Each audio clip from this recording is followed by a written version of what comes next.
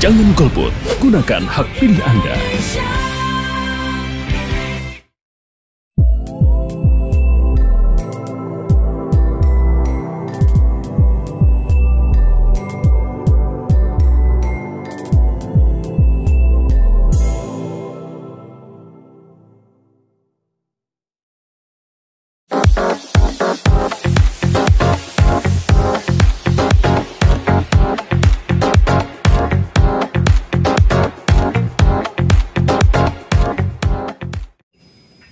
Politik ya, bisa misalkan kita sambil ngopi bareng ya, ngobrol pintar tentang perpolitikan ya, tanpa tahu sebenarnya tuh apa sih yang mereka lakukan gitu kan ya. Kalau misalkan berbicara tahapan hari ini sebetulnya boleh dibilang masa abu-abu. Dari Panwaslu sendiri terkait dengan program kita gimana nih Kang? Pertama saya mengapresiasi ya kaitan dengan kegiatan yang hari ini dilakukan oleh Mahatpa ya. Mari kita sama-sama melakukan pengawasan untuk pemilu, karena tidak hanya menjadi tugas kita sebagai pengawas pemilu saja, kan, tetapi partisipasi dari masyarakat yang memangnya antusias melakukan pengawasan juga itu amat sangat membantu kita gitu untuk supaya terciptanya pemilu yang memang sesuai dengan yang kita harapkan.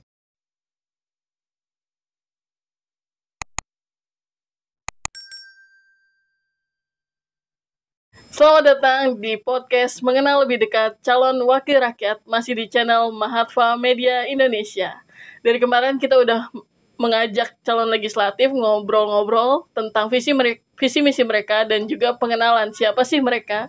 Tapi rasanya kurang lengkap nih kalau kita ngobrolin pemilu tanpa ngobrol sama penyelenggara pemilu. Nah, kali ini kita sudah kedatangan salah satu dari panitia pengawas pemilu tingkat kecamatan kalau nggak salah. Nanti kita mengenal lebih dekat siapa sih yang hadir saat ini gitu ya.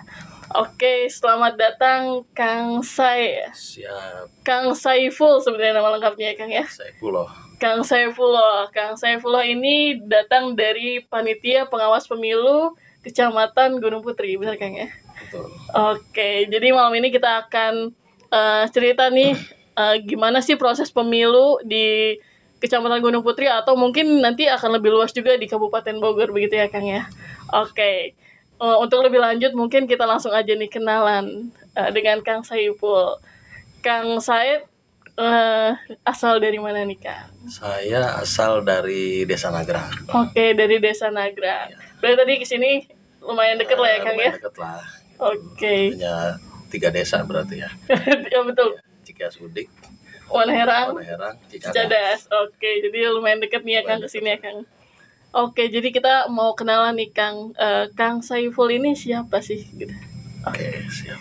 Pertama, saya ucapkan terima kasih. Saya udah diundang buat podcast di sini ya oleh teman-teman dari Mahatpa. Perkenalkan, nama saya Saifullah. Saya asli dari Gunung Putri, tepatnya di Desa Nagrang.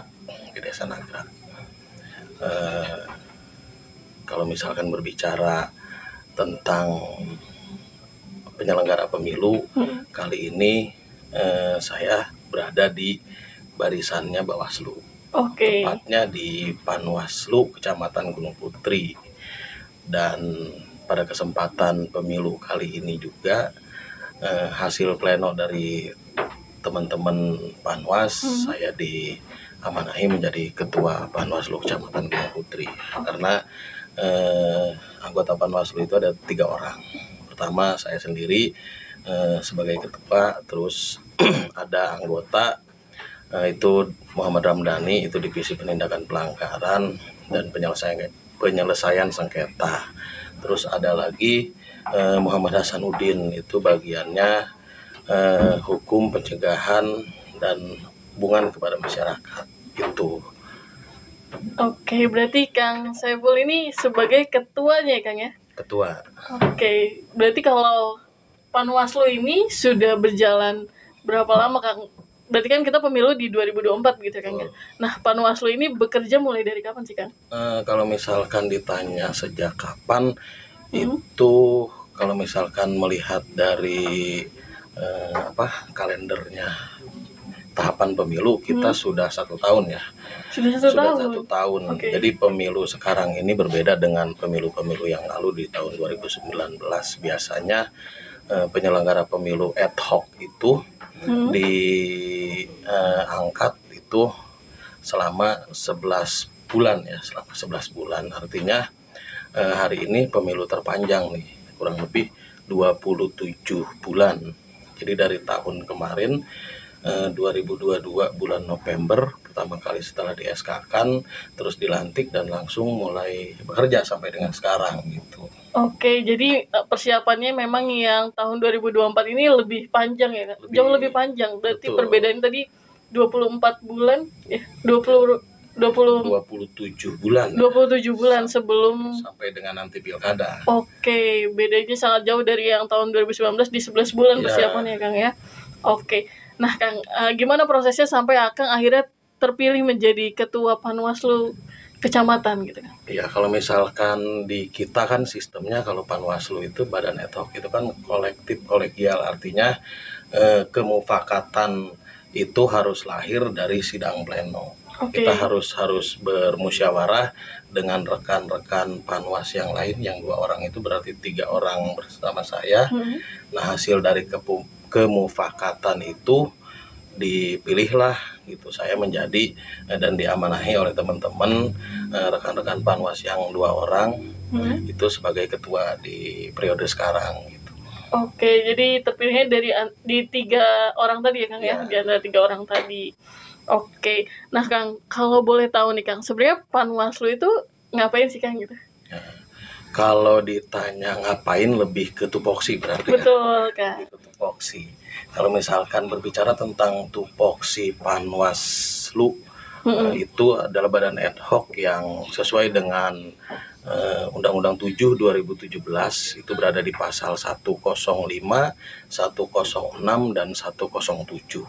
Itu lebih ke tugas, wewenang dan fungsi Panwaslu itu sendiri. Yang pertama, kita mengidentifikasi sejauh mana sih kemungkinan kerawanan kepemiluan tersebut gitu. Artinya sesuai dengan tagline-nya Bawaslu itu adalah CAT, cegah, awasi, dan tindak.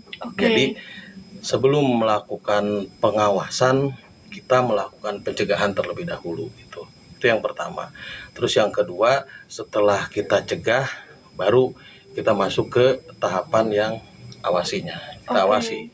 Setelah awasi, kalau misalkan itu ternyata ada riak-riak pelanggaran dan yang lainnya, baru kita tindak. Itu artinya kita bergerak humanis dulu.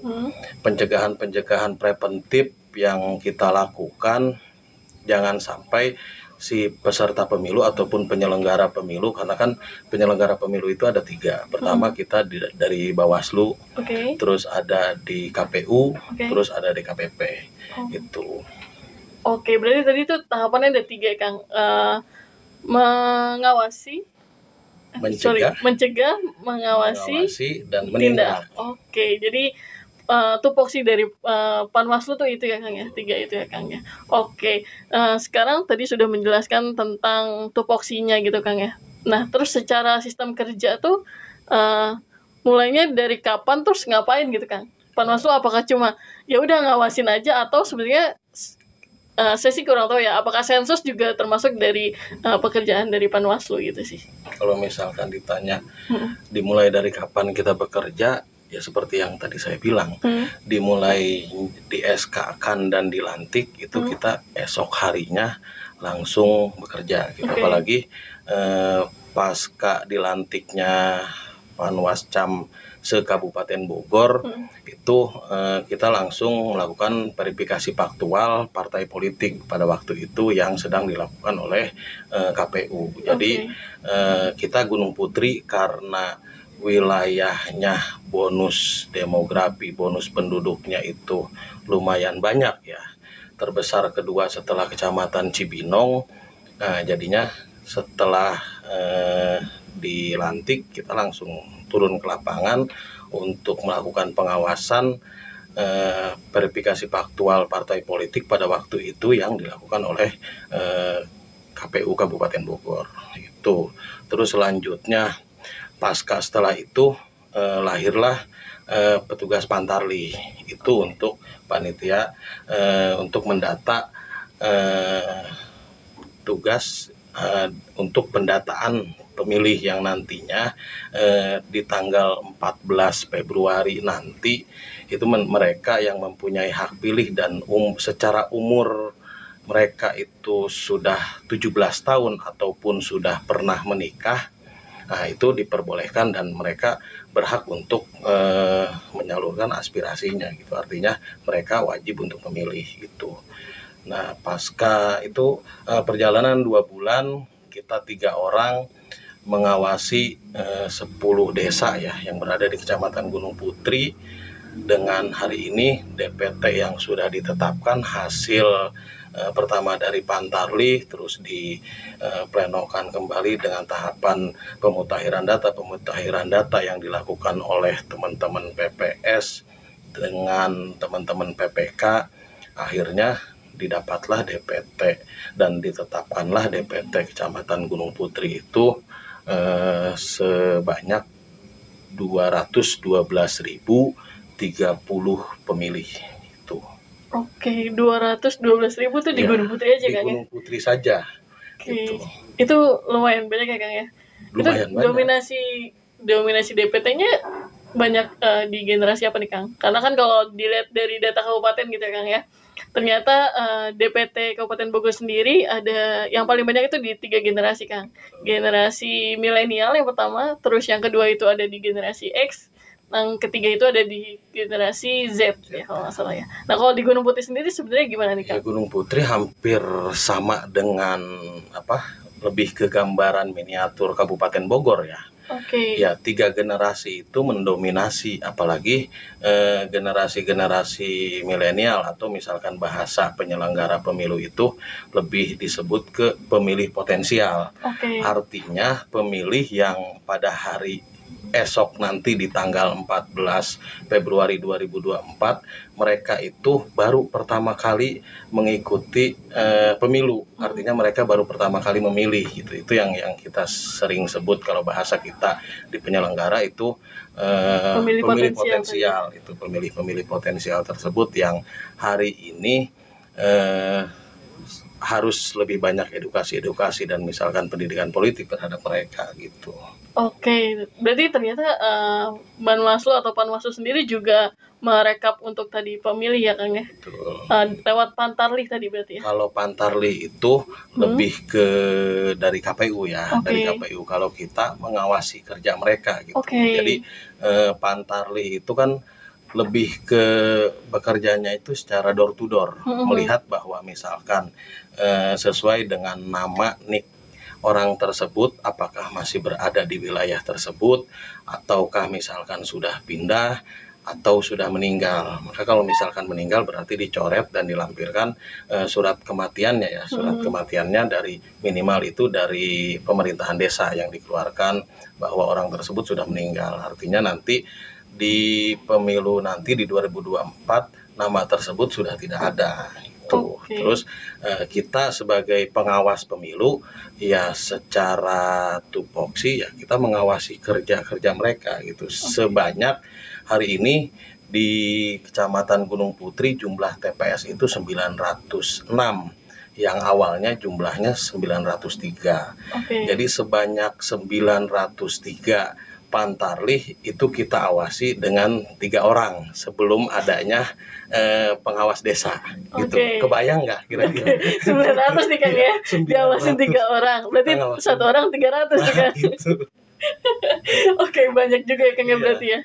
Secara pengawasan 900 TPS diawasi oleh 3 orang gitu Kang ya. Nah, tadi kan berarti akan menjelaskan bahwa ya semua tuh diawasi oleh Panwaslu gitu ya Kang ya.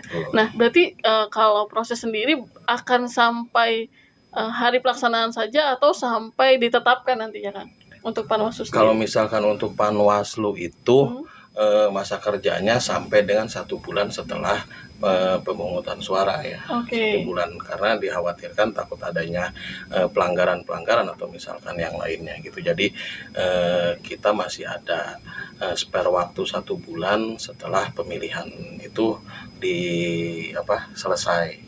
Oke. Gitu. Terus kita pun di hari ini sudah dibantu dengan adanya PKD. PKD Apa itu Kang? pengawas kelurahan atau desa yang jumlahnya itu 1 desa itu 1 orang. Gitu. Jadi kita punya pasukan itu di kecamatan itu di Panwaslu sendiri, komisionernya itu ada 3 orang, dibantu dengan kesekretariatan yang PNS itu 3 orang. Terus yang non PNS-nya 3 orang, ditambah dengan pramubakti dan satpam ya, security. Terus ditambah dengan PKD atau pengawas desa atau kelurahan, itu berjumlah 10 orang. Jadi kurang lebih kekuatan kita itu atau pasukan kita 21 orang untuk mengawasi satu kecamatan dengan jumlah DPT 212.030. 200.000 orang nih. Iya. Diawasi oleh 21 orang. 21 orang. Ya, begitulah, banyak ternyata, kebayang kan gitu kan. Oke Kang, terkait mengawasi masyarakat gitu Kang ya. Panwaslu ini mengawasi juga nggak bahwa masyarakat berperan aktif dalam kontestasi politik ini gitu kan, di demokrasi politik ini gitu kan. Karena tadi Akang sendiri bilang bahwa ada pemilih potensial nih, yang mana mereka ini baru pertama kali ikut pemilu gitu kan. Nah, apakah Panwaslu sendiri ikut untuk mengajak mereka, yuk berperan aktif gitu kan? Betul. Kita pun kan dari Bawaslu itu ada kegiatan ataupun ada acara lebih ke edukasi atau pemilih partisipatif ya. Artinya kita mengajak kepada masyarakat untuk turut serta mensukseskan pemilu ini. Itu artinya dari beberapa golongan masyarakat. Pertama misalkan dari organisasi kepemudaan, terus masyarakat milenial, terus kaum pemilih potensial, itu kita edukasi secara langsung dan secara tatap muka langsung. Kita pun bersama-sama dengan PPK itu di bawahnya KPU di tingkat kecamatan melakukan sosialisasi partisipatif. Itu artinya hari ini untuk pemilih potensial, hayu kita melek politik, jangan sampai kita melewati atau terlewati momen-momen yang 5 tahunan ini gitu. Oke, berarti kalau sosialisasi ke sekolah-sekolah juga sudah ya Kang ya? Ya, sedang, bahkan sampai dengan hari ini setiap di mana PPK melakukan sosialisasi, kita pun ikut di dalamnya. Terus kita pun juga melakukan sosialisasi partisipatif tersendiri gitu, yang sudah kita lakukan dengan teman-teman organisasi, terus teman-teman kepemudaan atau Karang Taruna gitu. Karena kan pemilih potensial itu biasanya bernaung di organisasi ataupun komunitas-komunitas seperti itu. Terus karena di Gunung Putri ini ada kampus juga ya, ada kampus juga Ibu Ija, mungkin nanti juga kita akan masuk ke ranah sana gitu. Oke, nah bertanya terkait dengan anak muda yang sering kumpul-kumpul di organisasi dan komunitas nih Kang. Bisa nggak sih kalau misalnya kita beride nih, anak muda gitu, saya mau dong Panwaslu ngobrol sama kita bikin event nongkrong bareng dengan Panwaslu terkait pemilu tuh gimana sih gitu kan. Karena bayangan teman-teman mungkin di generasi milenial atau Gen Z tuh, ngapain sih bahas politik tuh pusing gitu kan. Gitu. Bisa saja, bahkan itu hal positif ya kalau misalkan menurut saya. Kalau misalkan ada yang mau, bahkan kalaupun tidak, kita yang mendatangi mereka gitu. Jadi lebih ke edukasi politik, lebih ke bagaimana sih politik Indonesia hari ini gitu. Terus jangan sampai kita salah memilih, karena apa yang kita pilih nanti di hari ini itu berlakunya untuk 5 tahun yang akan datang gitu kan. Jangan sampai kita salah memilih. Jadi kalaupun misalkan dari mereka meminta kita sebagai narasumber ataupun untuk melakukan pembahasan kaitan dengan politik ya, bisa misalkan kita sambil ngopi bareng ya, ngobrol pintar tentang perpolitikan ya, lebih ke edukasi berapa jumlah pemilih, terus misalkan berapa partai yang ada di yang hari ini yang sebagai peserta pemilu, terus caleg itu berapa tingkatan. Jadi kan edukasi-edukasi seperti itu yang kita harus turunkan dan sampai dengan ke akar rumput ya gitu. Betul, karena penting ya Kang ya.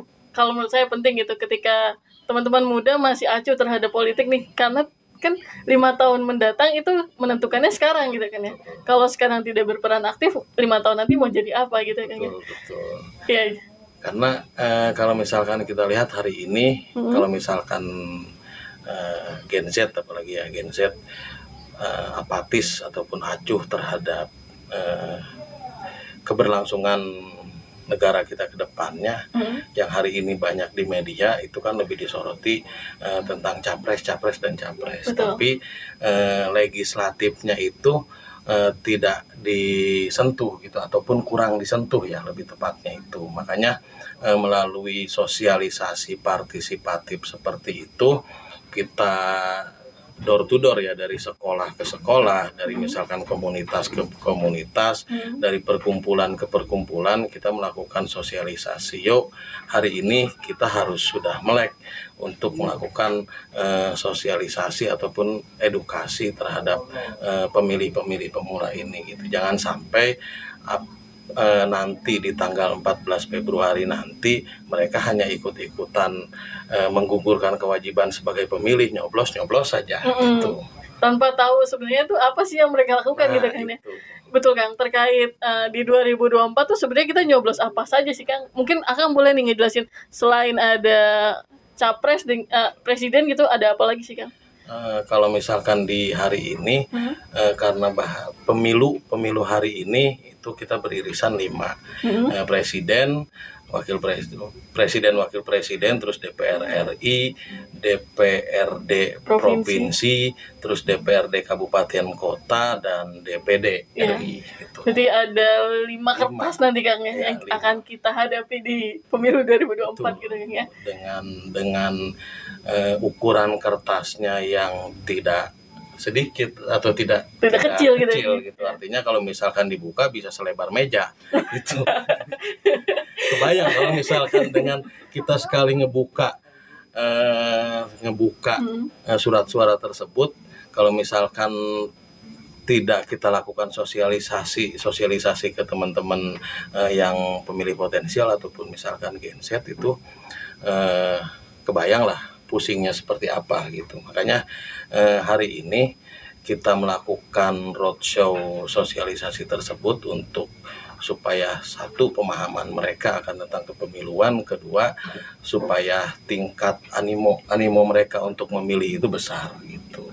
Dan juga bukan cuma asal pilih gitu ya Kang. Betul itu, dan kita pun mata kita hari ini terbatas sebagai pengawas pemilu, tapi bila mana mereka melihat ada yang melakukan kecurangan ataupun pelanggaran pemilu, mereka bisa melaporkan ke kita gitu melalui pojok pengawasan yang bisa mereka sampaikan ke sekretariat kita di Kecamatan Gunung Putri.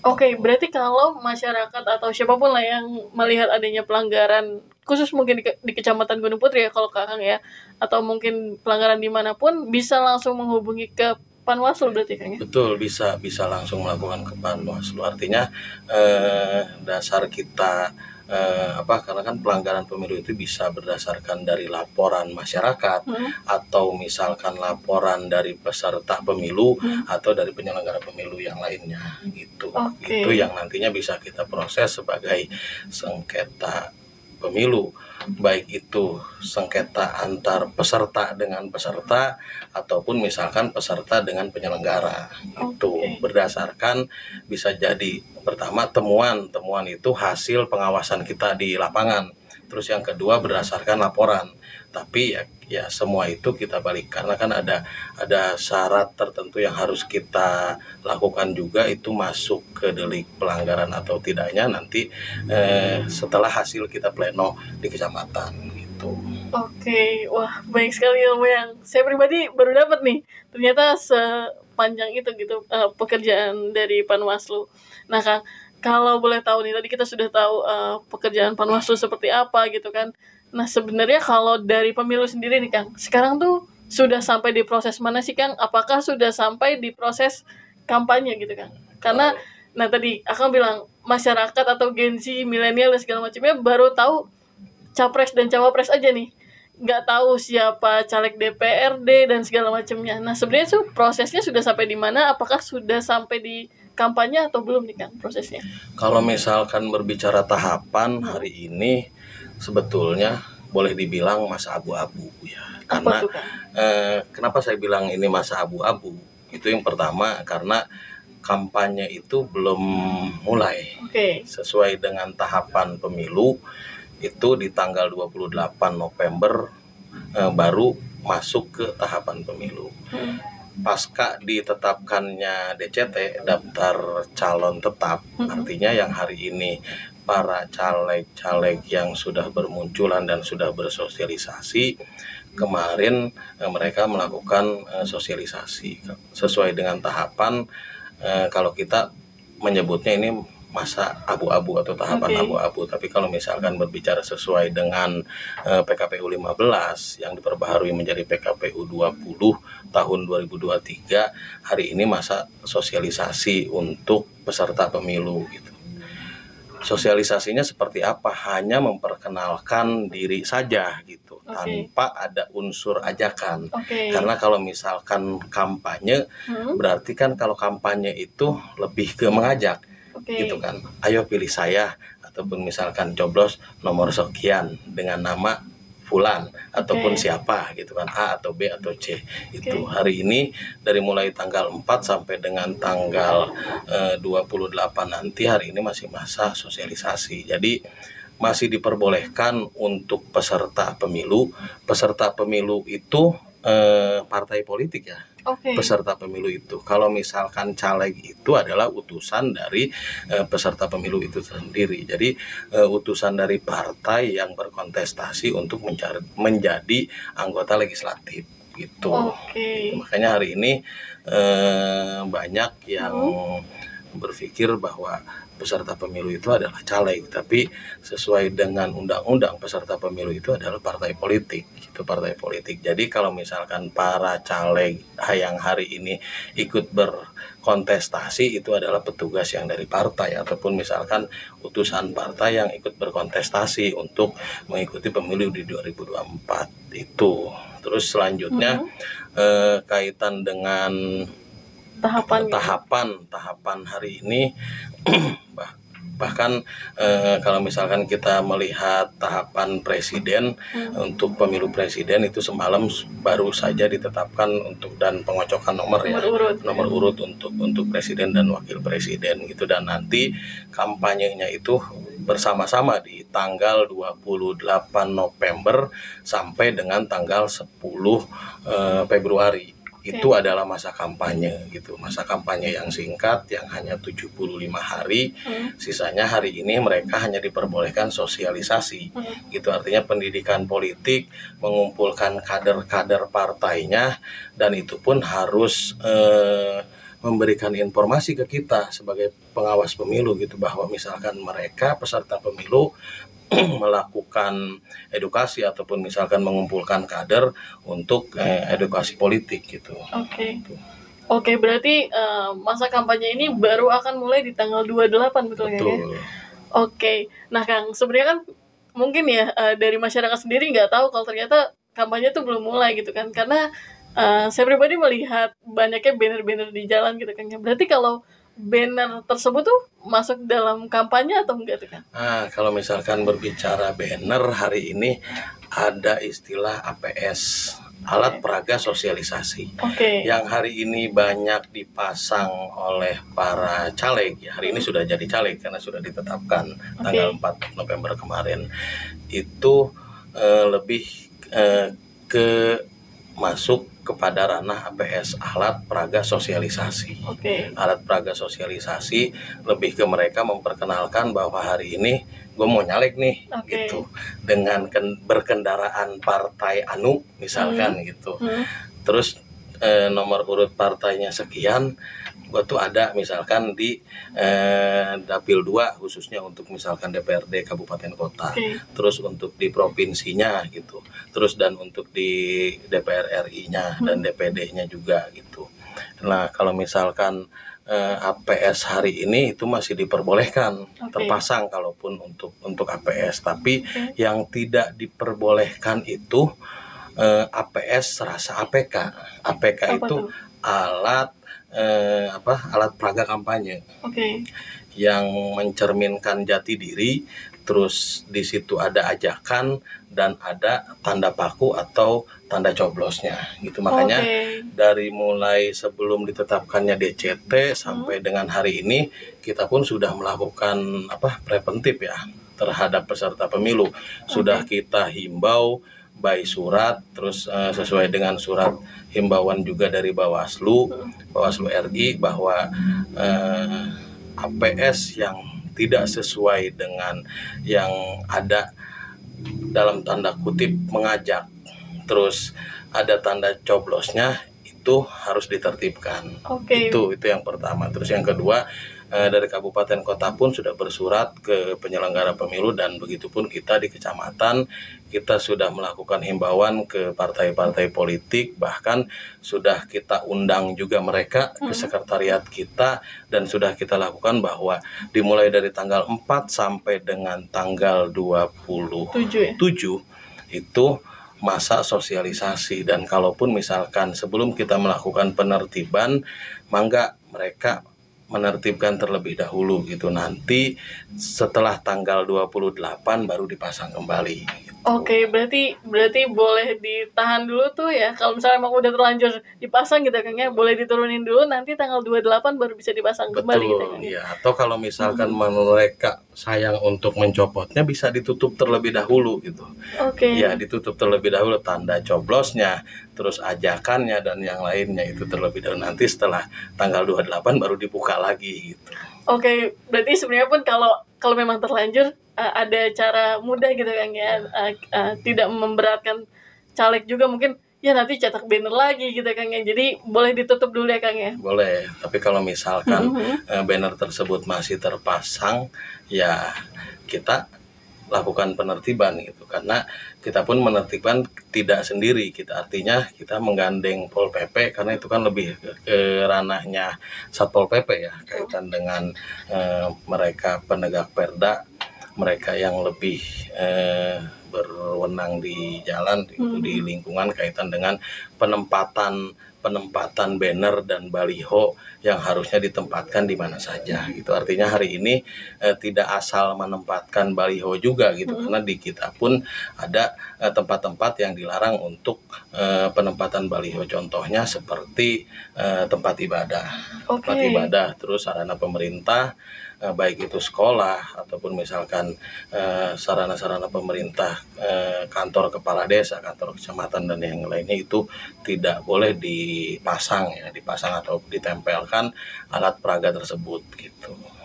Kang, sejauh ini sudah adakah temuan-temuan untuk pelanggaran dari pemilu ini gitu?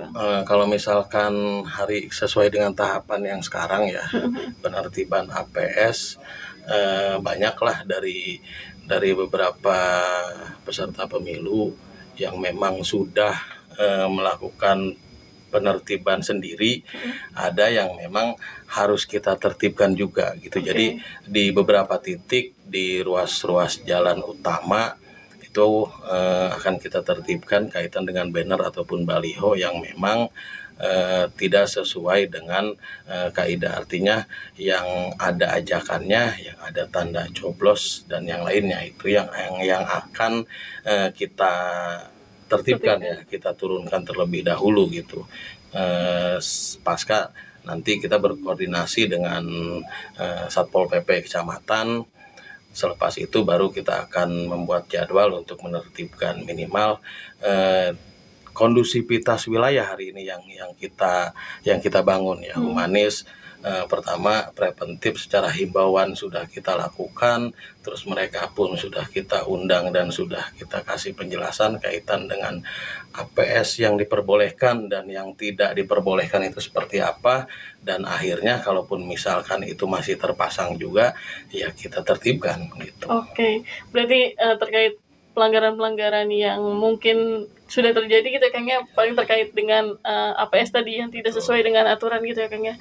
Oke, jadi sebenarnya sama nih Kang dengan program yang saat ini Mahatva Media sedang jalani, yaitu sosialisasi siapa sih caleg-caleg kita gitu kan. Kita pengen kenalan nih Kang, karena yang kita tahu kita hanya kenal dari baliho-balihonya saja gitu kan, dari banner-banner yang ada di pinggir jalan gitu kan. Tapi kita nggak tahu nih siapakah mereka gitu kan, mereka asalnya dari mana, kenapa mereka nyalek gitu kan ya Kang. Nah kalau dari Panwaslu sendiri terkait dengan program kita gimana nih Kang? Pertama saya mengapresiasi ya kaitan dengan kegiatan yang hari ini dilakukan oleh Mahatva ya, karena edukasi seperti ini amat sangat maksudnya bagus lah untuk pendidikan. Minimal kalau kita hanya melihat dari banner saja itu kan hanya selayang pandang, selewat kita lihat. Tapi kalau misalkan ini bisa ditonton terus, mungkin di sana mereka lebih ke mengenal mereka lebih jauh. Artinya pendidikan politiknya itu dapat. Nantinya siapapun dia yang terpilih ya, itu bisa jadi hari ini yang sedang dilakukan oleh teman-teman Mahatva lebih ke memperkenalkan mereka gitu ke publik, bahwa ini loh para caleg yang hari ini ikut kontestasi di pemilu 2024, dan masyarakat pun bisa melek, oh ternyata latar belakangnya seperti ini, terus pendidikannya seperti ini, pengalamannya seperti ini. Minimal dari situ mereka bisa menentukan pilihan gitu dari hasil mereka melihat secara visual ya itu. Karena kalau di generasi muda biasanya kan kita hanya lihat dari banner juga kita akhirnya acuh gitu kan ya, karena kita nggak kenal siapa dia gitu. Nah melihat kebiasaan teman-teman muda yang megang media digital gitu kan, handphone dan juga YouTube mungkin ya untuk sosial media, itu juga jadi kita terpacu gimana kalau kita bikin acara ini nih, ngenalin siapa sih caleg-caleg kita gitu sih Kang, latar belakangnya dari acara hari ini gitu Kang. Nah terkait dengan tadi banyaknya pelanggaran gitu Kang ya. Mungkin untuk ini hal yang paling banyak orang pertanyakan nih Kang. Apakah Panwaslu juga mengawasi money politik? Gitu kan? Money politik itu sudah menjadi tupoksi kita ya sebagai pengawas pemilu. Artinya segala bentuk pelanggaran pemilu sampai dengan ke yang paling berat itu di money politik pun itu kita awasi gitu. Jangan sampai hal tersebut itu terjadi itu, karena money politik ya amat sangat buruk ya. Artinya image hari ini kalau misalkan kita memilih wakil rakyat ataupun misalkan pemimpin kita yang nantinya memimpin negara ini berasaskan money politik berdasarkan ya, besar nominal gitu. Nah, berdasarkan besar nominal atau memilah dan memilih siapa nih yang paling besar memberikan tersebut gitu kan. Itu kan hal yang amat konyol ya. Masa iya sih hari ini kita memilih dengan dibayar hanya jumlah segitu gitu. Tapi kalau misalkan hal tersebut bisa kita cegah, bisa tidak sampai dilakukan, itu amat sangat bagus ya gitu untuk keberlangsungan negara kita ataupun misalkan para wakil rakyat kita ke depannya juga gitu. Oke, bagaimana dengan generasi muda yang juga banyak yang tidak nyoblos gitu Kang, atau golput biasanya? Apakah Panwaslu juga mengawasi itu gitu? Ya, hari ini kita pun sama melakukan pengawasan, menginventarisir data kaitan dengan DPTB ya, data pemilih tetap tambahan. Artinya orang-orang yang misalkan pindah memilih yang sedang dilakukan oleh teman-teman PPS dan PPK Kecamatan Gunung Putri, sejauh mana nih orang-orang yang nantinya pindah memilih. Ada 2 macam pindah memilih. Yang pertama, mereka hanya pindah memilih saja gitu. Yang kedua, mereka pindah memilih juga pindah secara domisili. Artinya nanti di saat di pemungutan suara nanti itu berpengaruh ke surat suara yang diberikan oleh petugas KPPS gitu. Jangan sampai hal tersebut salah gitu antara DPTB yang hanya pindah memilih saja dengan DPTB yang pindah memilih plus pindah domisili juga gitu. Berarti ada 2 jenis tuh Kang ya? Ya. Nah kita sudah ngobrol jauh ternyata Kang ya. Dari tadi kita menanyakan apa sih tupoksi dari Panwaslu gitu ya Kang ya. Terus juga sejauh mana Panwaslu ini bekerja. Takut-takutnya ada kesalahan-kesalahan yang memang sebenarnya masyarakat bisa ikut berpartisipasi nih, melaporkan adanya kecurigaan-kecurigaan pelanggaran yang dilakukan oleh calon legislatif yang sedang berpesta politik gitu Kang ya. Nah mungkin terakhir nih Kang, apa pesan untuk masyarakat dalam pemilu 2024 ini? Untuk hal tersebut, pertama mari kita sama-sama melakukan pengawasan untuk pemilu, karena tidak hanya menjadi tugas kita sebagai pengawas pemilu saja, kan, tetapi partisipasi dari masyarakat yang memangnya antusias melakukan pengawasan juga itu amat sangat membantu kita gitu untuk supaya terciptanya pemilu yang memang sesuai dengan yang kita harapkan. Itu yang pertama. Terus kedepannya untuk para pemilih, apalagi untuk para pemilih pemula ya, pemilih potensial yang hari ini baru akan memilih nanti di tanggal 14 Februari 2024, jangan sampai salah memilih, jangan sampai golput, karena sayang hak suara kita harus kita salurkan dan sesuai dengan hati nurani kita juga gitu, kaitan dengan siapa yang nanti harus kita pilih. Terus karena siapa yang hari ini kita pilih itu keberlangsungannya 5 tahun yang akan datang gitu. Jadi kita bersama-sama dan bekerja sama melakukan pengawasan pemilu sekecil apapun itu, silahkan laporkan ke kami melalui kontak person bisa juga, karena kami di pengawas pemilu itu bekerja penuh waktu, artinya 24 jam kita siap gitu, kapanpun misalkan ada pelaporan ataupun misalkan hal-hal dengan pelanggaran pemilu, tinggal kontak saja di kontak person kita gitu. Totalitas kali di 24 jam tuh bekerja untuk Panwaslu gitu. Penuh waktu gitu, karena memang sesuai dengan yang sudah kita tanda tangani di Fakta Integritas gitu. Pengawas pemilu itu harus siap bekerja penuh waktu. Itu artinya kapanpun kita dibutuhkan, kapanpun waktunya, yaitu kita harus melakukan pengawasan kepemiluan gitu, sampai dengan nanti berakhirnya masa putung sura ya, pungut hitung, terus penghitungan surat suara gitu, sampai dengan masa itu. Berarti masyarakat juga harus ikut berperan aktif ya Kang ya dalam pemilu kali ini, karena Panwaslu tadi kalau Kang saya bilang hanya 3 orang sekecamatan gitu kan. Nah itu dibutuhkan teman-teman mungkin dari masyarakat juga untuk ikut berperan aktif gitu ya Kang ya. Terima kasih banyak Kang saya untuk informasinya. Insya Allah sangat bermanfaat buat teman-teman semua yang mendengarkan gitu kan. Sampai ketemu lagi Kang di channel Mahatva Media Indonesia. Terima kasih.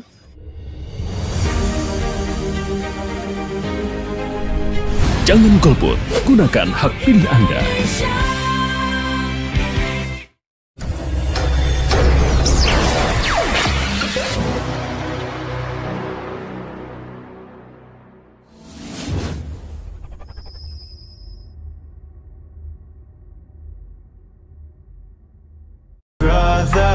It's caught in the crossfire. It's caught in the crossfire.